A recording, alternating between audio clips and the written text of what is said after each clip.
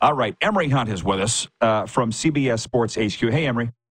Some of the boys, I was talking about you. Yeah, good. Hey, with some of the boys from CBS Sports HQ down here at a Panthers game the other night. They know you. They're headquartered here, right? Are they not? They are. They're headquartered right there in Fort Lauderdale, man. And I'm basically working a lot out of the Stamford, Connecticut studios. Okay, well, Alex Baumgartner and the crew say, what's up, Emory? And they're big fans of you and obviously your football knowledge. And before we get to the CFL, which I know you love, NFL, Week 7, has your Super Bowl pick changed from preseason to now? Maybe, it hasn't. My preseason pick was Baltimore and Philly. So we're still trekking toward that, or tracking toward that. So I still have a little bit more faith than Philadelphia than more people do. But Baltimore, I feel like if they got another shot at Kansas City, they'll tie up loose ends because they know they can't have any, small mistakes because the Chiefs will capitalize, and I think they can overcome them. But Philly, the NFC has gotten a lot tougher as we've seen it this season with the whole NFC North. Washington is playing really well.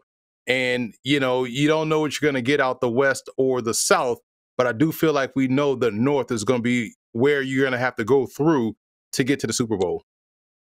Well, yeah, my pick was Kansas City, Detroit in the Super Bowl, and I was thinking of maybe amending that or, but I mean, how far was Sam Darnold going to take him? Let's be honest. And on this weekend, I think the Lions proved they are who we thought they are. So I'm actually feeling pretty good about my Super Bowl pick. So you're sticking with yours, huh? Baltimore? Well, not the Eagles, I wouldn't think. Even the Eagles? Oh, I'm going to still stick with the Eagles. Even the Eagles. I feel like at some point, their offense will continue to kick it into gear.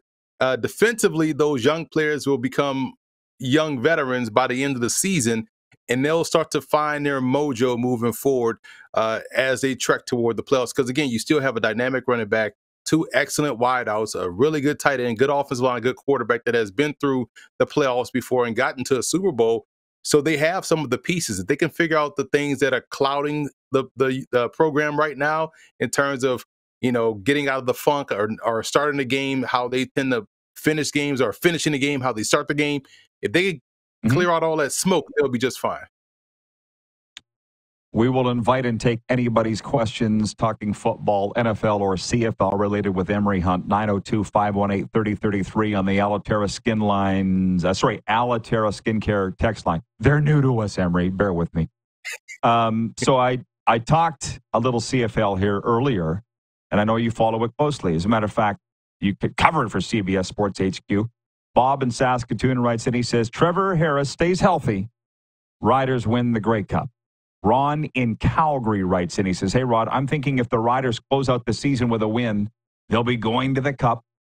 Steve in Steinbach, Manitoba writes in. He says, I think Montreal plays their starters for the first half. So how much of an eye do you have on this Week 21, final week of the regular season and the games and what's going to go down? A huge eye, because, again, I've been following the season from start to finish and a big fan of what they do. And listen, I'll attack both points. For Montreal, this team is the best team overall in the CFL. So knowing how that can, hinder a team moving into the postseason if they don't have a first round game, you kind of want to make sure you're playing your best ball going in, right? But for Saskatchewan, I like the fact that this team is mentally tough. And I've documented this all throughout the season to where, I compared their head coach to Antonio Pierce, when he was going with the Raiders last year, and how, they just feel like they're playing for him. And you're not going to go out there and push around the Raiders. You're not going to go out there and push around the Riders. And so you're seeing them, love what Corey Mason's done and coaching his football team, and how they've used multiple quarterbacks, and they've found run games in spurts, but defensively they've been consistent throughout. And when you have the attitude and the ability to turn the ball over like they do and get after the quarterback and stop the run, you're going to always have a shot. And I feel like that's a puncher's chance for sure coming out the West, which has been opened up to be honest, this season. Oh, yeah. Well, hey, you were on here a couple of weeks ago. You made the comment about the BC Lions and the quarterback controversy. The Lions didn't like your comment, by the way. I guess they don't like the truth. Sorry, I dropped my pen. So we're gonna go back and forth here between NFL, CFL questions and comments. I know you can handle it. Paul in Humboldt writes in and says Mike Tomlin for Coach of the Year. It's a little early, I think, for that talk, but he got the critics off his back with what Russell Wilson did Sunday night. Fascinating, because I just brought this up last night on CBS Sports HQ's Monday Night Football pregame and postgame. The red herring here is Justin Fields versus Russell Wilson. That's the red herring. The focus should be on Arthur Smith's play calling, because if you look at the passing game for both Justin Fields and Russell Wilson, it's still very much outside the numbers base. There's not a lot of consistency in between the numbers or inside the hashes, because the concepts of the passing game just isn't there. I feel like it's a lot of shot plays, not a lot of complementary routes to where you're going to be able to work through certain progressions and one guy clear so that guy that you really want is going to break open. So the run game has always been there. It was there for both quarterbacks.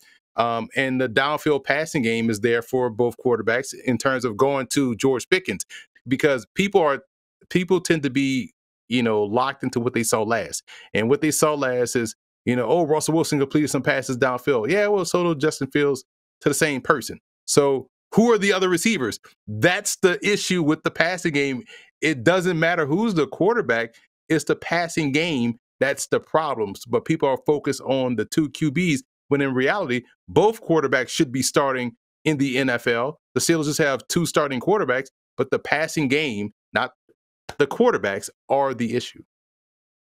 Okay, we got a long ways to go and a short time to get there. So everybody be patient. I'll try to get to all your questions. 3 people want to know your take on NFL kickoff rules from Utah, Calgary, and Winnipeg. They all want to know, what is the take on the new kickoff rules, and will they stay past this season, do you think? Yes, and I think it opens the door for guys that can run with the football, like running backs, to be back there. You can even put 2 guys back there. You can even get creative on how you block it up front. We've seen 2 kickoff returns for touchdowns so far this season, and we saw this all throughout the 2 years of the USFL, XFL, and then last season of the UFL. So it's not new.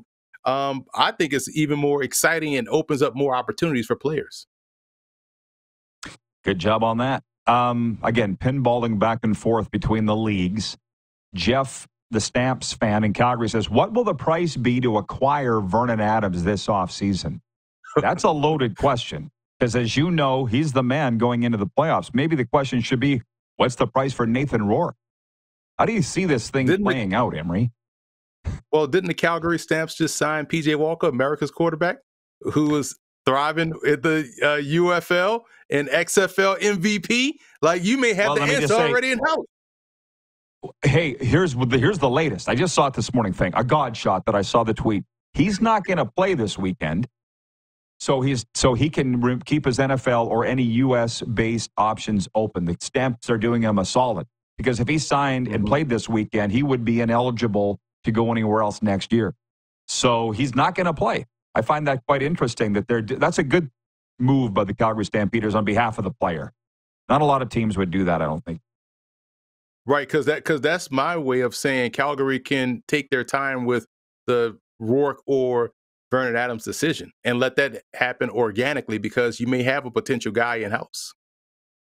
Yeah, Jeff, the Stamps fan, just stirring it up because he knows we don't know who's going to be available in the summer, winter. It all depends on how the season. Right? You knew. You weren't fooled. Ryan in upstate New York, Cardinal Ryan writes in and says, question for Emory. What do you pinpoint as the New York Jets' problems? Coaching, injuries, or other? Trying to run the offense through Aaron Rodgers. They have personnel to be a punch-you-in-the-mouth running team with a very good defense. The personnel in the passing game is going to happen organically with timing and more efficiency, but because you're trying to run the passing game first without leaning on the 3-headed monster you have in the backfield, along with the offensive line that you built to run the ball, you're going to find yourself throwing yourself out of game. So they just have to learn to lean in on where they're strongest right now, which is the run game. then the passing game will happen organically. It's an interesting answer because I think just overall the Jets are dysfunctional. I think we all know that. And speaking of dysfunction, from the Puck and Pigskin podcast, writes in Jason in Red Deer. He says, what's the deal with the Raiders? Another dysfunctional organization. I mean, what are you thinking about the black and silver, man? How'd they get out of this? Well, this is one of the spots where Justin Fields or Russell Wilson should have gone, or they should have broke all things, try to go and get one of those two, because that's what's missing right now from the Raiders. No quarterback play or consistency from the quarterback position. Someone that can help drive this bus. Right now, they got a bunch of seats on the bus, but no driver. And that's going to go all kind of ways out of control. And that's, if you want to say, well, the 2025 NFL draft, who needs a quarterback? If your list doesn't include the Raiders, then throw your list away. Okay, and I got to give you, here's my last question for you. Tua will play probably this weekend and without a guardian cap. What's your take on the fact that he's coming back at all and now that he doesn't want to wear extra head protection when he does? Well, it's his decision to come back and play. And I tip my cap for him for going through what he has gone through to say, you know what? I feel like I want to do this. I'm making the choice for me and my family. Credit to you for that. Aesthetically, I don't mind him not wearing a guardian cap. That thing ugly. So just from a health perspective, if it can help you, cool. But aesthetically, I feel like it would make me get hurt faster because it just doesn't look right. But I like the fact that he took the time, made a decision. He's cleared to go. I think what we are projecting our personal feelings onto him. Guys get hurt all the time, and we think nothing of it. But the fact that he got hurt and we saw what the injury looked like and saw his reaction, we don't want to see that no more. So we're saying you shouldn't play. But that's kind of selfish on our part. If he's going to go out there and play and he says, I'm ready to go, I can do it, then he should have that right to do so. Great answer, Emory. And I related to this. I have to go on the radio in London, Ontario this afternoon to talk about this. It's, I think, my first where I'm going to talk about the NFL as the guest ever. But I related to hockey. You're close enough to Canada. I think you understand it. Guys don't want to wear visors out of an ego thing. Ego. And maybe it has to do with vision. But more than anything, ego. But you said it best. It's his decision, so let's get off his back. Great job, man. Thanks. Hopefully we can do it again in the playoffs. Anytime. Appreciate you guys for bringing me on. Emory Hunt from CBS Sports HQ.